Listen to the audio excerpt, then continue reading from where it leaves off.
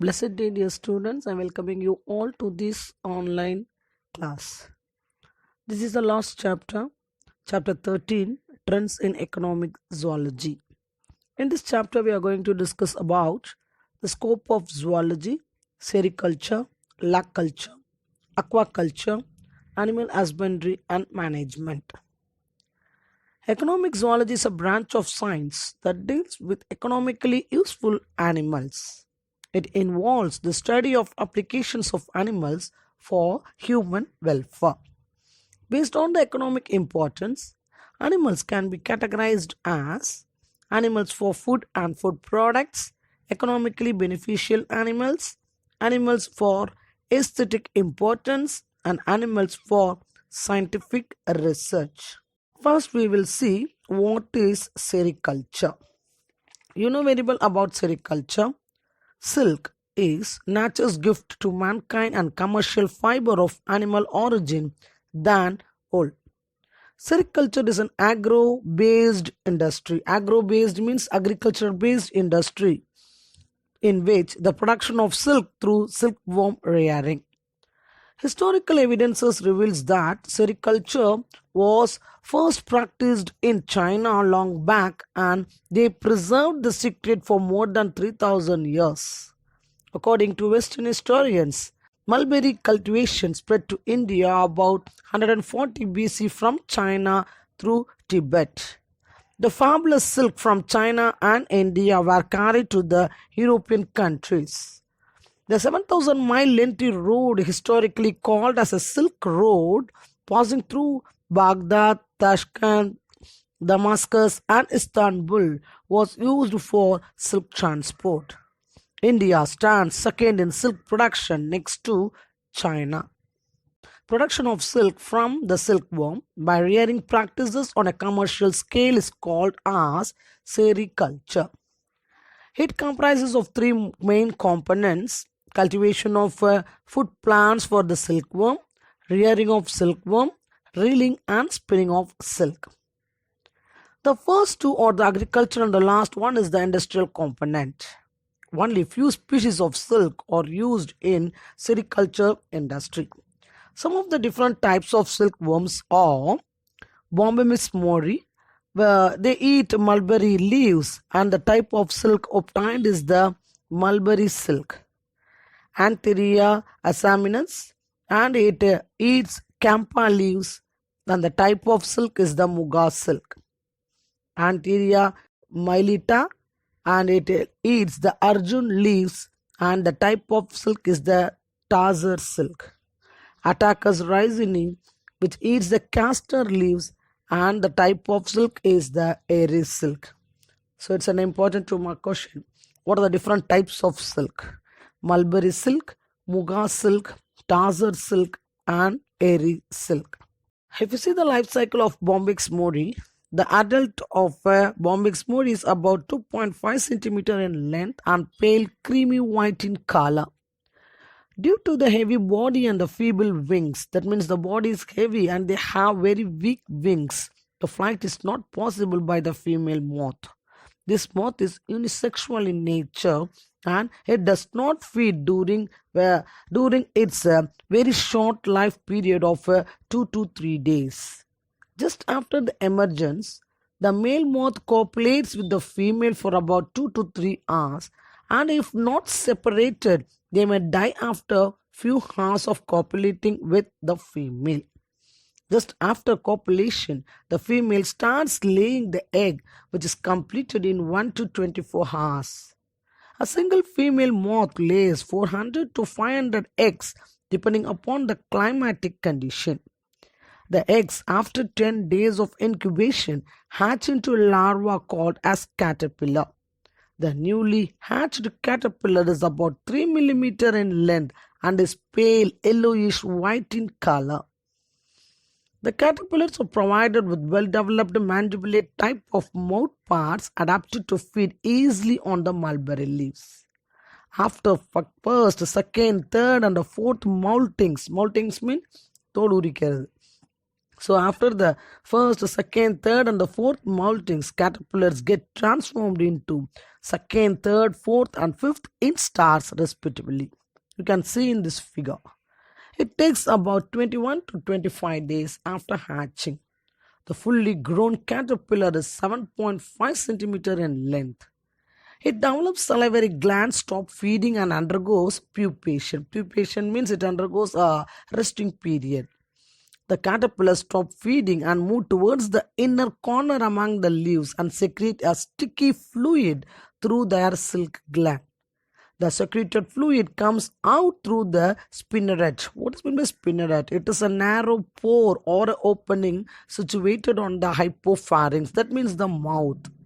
And takes the form of a long fine thread of silk which hardens on exposure to air and is wrapped around the body of caterpillar in the form of a covering called as cocoon. It is a white color bed of pupa whose outer threads are irregular while the inner threads are regular. The length of continuous thread secreted by a caterpillar for the formation of cocoon is about 1000 to 1200 meters, which requires 3 days to complete. The pupal period lasts for about 10 to 12 days, and the pupae cut through the cocoon and emerges out into adult moth. On the basis of the molds which they undergo during their larval life, this Bombyx mode is divided into 3 races: trimolters, tetramolters, and pentamolters. And based on the volatinism, that means the number of broods raised per year. 3 kinds of races are recognized in mulberry silkworm, that is univolitines. Univolitines means one brood. They can produce only one brood. அடக்காக்கிறது ப்ரூடுன்னா என்னது அடக்காக்கிறது. Bivoltines 2 broods and multivoltines more than 2 broods. Next is the cultivation of food plants for the silkworm. The first component is to grow the food plants for the silkworm. Mulberry leaves are widely used as a food for silkworm. Bombyx mori and the cultivation of mulberry is called as moriculture. It may be asked in 1 marks. Bombyx mori and the cultivation of mulberry leaves are called as moriculture. Presently improved mulberry varieties are Victory 1, S36, G2 and G4. The favorable season for cultivating the mulberry plants is June, July, November and December. The mulberry crop production technology includes land preparation, preparation of cutting, planting techniques, maintenance of mulberry nursery, disease and pest management, and uprooting for raising new mulberry gardens. Next is the rearing of silkworm. The second component is the rearing of silkworm.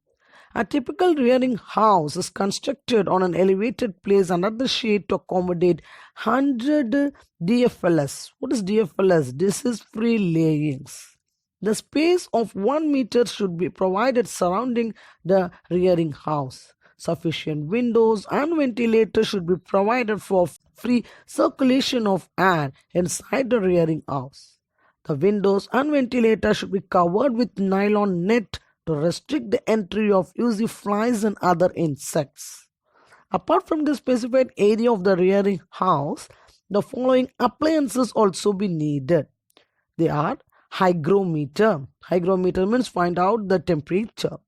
Power sprayers, rearing strands, foam pads, wax coated paraffin papers, nylon nets, baskets for keeping the leaves, and gunny bags.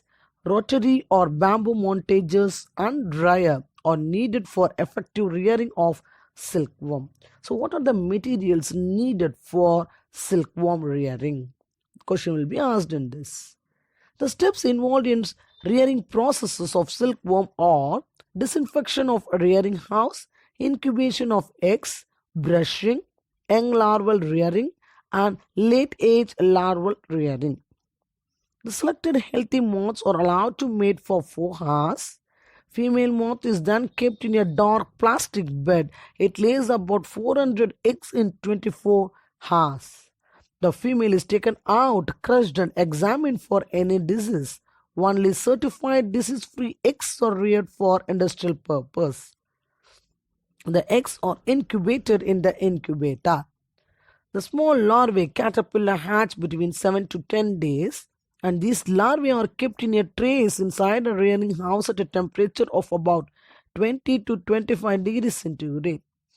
These are first fed on chopped mulberry leaves. After 4 to 5 days, fresh leaves are provided. As the larvae grow, they are transferred to the fresh leaves on clean trays. When fully grown, they spin cocoons. Their maturity is achieved in about 45 days. At this stage, the salivary glands, that is the silk gland, start secreting silk to spin cocoons. இப்போ தனியாக நம்ம silk warm rear பண்ணணும் அப்படின்னா we have to select the healthy moths, female moth. அதை வந்து after copulation so it can lay eggs. அந்த சில்க்லாம் தரமுள்ளதாக இருக்குதான்னு செக் பண்ணுறதுக்காக அந்த ஃபீமேலை எடுத்து என்ன பண்ணுறாங்க, க்ரஷ் பண்ணி எக்ஸாமின் பண்ணுறாங்க ஏதாவது டிசீஸ் இருக்கான்னு. சப்போஸ் ஏதாவது டிசீஸ் இருந்துச்சுன்னா அது குக்கூன் செக்ரீஷன் சரியாக இருக்காது, அந்த சில்க் வந்து சரியாக செக்ரீட் பண்ணாது. ஓகேவா? அப்புறம் எக் எடுத்து இன்க்யூபேட் பண்ணுறாங்க. அப்புறம் அது கேட்டர்பில்லராக மாறுது. அந்த கேட்டர்பில்லருக்கு வந்து அங்கேயே ஒரு ட்ரேயில் ஒரு குறிப்பிட்ட டிகிரி சென்டிகிரேட்டில் டெம்பரேச்சரில் மெயின்டைன் பண்ணுறாங்க.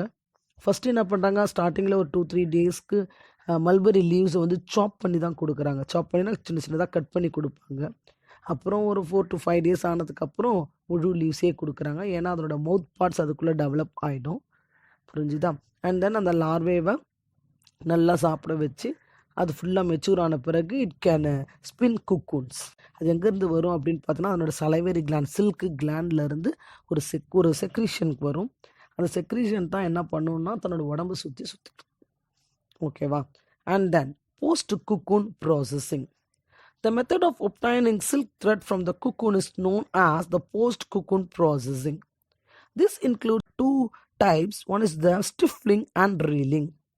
The process of killing the cocoons is called as stifling. The process of killing the cocoons is called as stifling. The process of removing the threads from the killed cocoons is called as reeling. குக்கூனை சாவடிக்கிறதுக்கு பேர் ஸ்டிஃப்லிங், அதிலிருந்து அந்த த்ரெட்டை remove பண்ணுறதுக்கு பேர் reeling. For reeling silk, the cocoons are gathered about 8 to 10 days after spinning had begun. The cocoons are first treated by steam or dry heat to kill the insect. நல்லா சுடு தண்ணியில் ஸ்டீமில் போட்டு அந்த குக்கூனை சாவடிக்கிறாங்க. This is necessary to prevent the destruction of continuous fiber by the emergence of the moth. The cocoons are then soaked in hot water for 10 to 15 minutes to soften the gums that binds the silk thread together. This process is called as cooking. The cooked cocoons are kept in hot water and the loose ends of the thread are caught by hand. Threads form several cocoons are wound together on spinning wheels. That means சக்கரத்தில் போட்டு அதை tight பண்ணிடுவாங்க to form the reels of raw silk. Only about 1/2 of the silk of each cocoon is reelable. The remainder is used as a silk waste and formed into spun silk. Raw silk thus obtained is processed through several treatments to bring about the luster on the thread. என்ன பண்ணுறாங்க, குக்கூனை வந்து ஒரு ஸ்டீமில் first காமிக்கிறாங்க. அப்புறம் அதுலேருந்து எடுத்து hot வாட்டரில் choke பண்ணுறாங்க. ஹாட் வாட்டரில் ஏன் சோக் பண்ணுறாங்கன்னா அப்போ தான் அது வந்து சாஃப்ட் ஆகும். அது மட்டும் இல்லாமல் அந்த கிளாண்ட்லேருந்து செக்ரேட் ஆகும்போது சில கம்ஸ்லாம் இருக்கும் இல்லையா, அந்த கம்ஸ்லாம் ரிமூவ் பண்ணுறாங்க.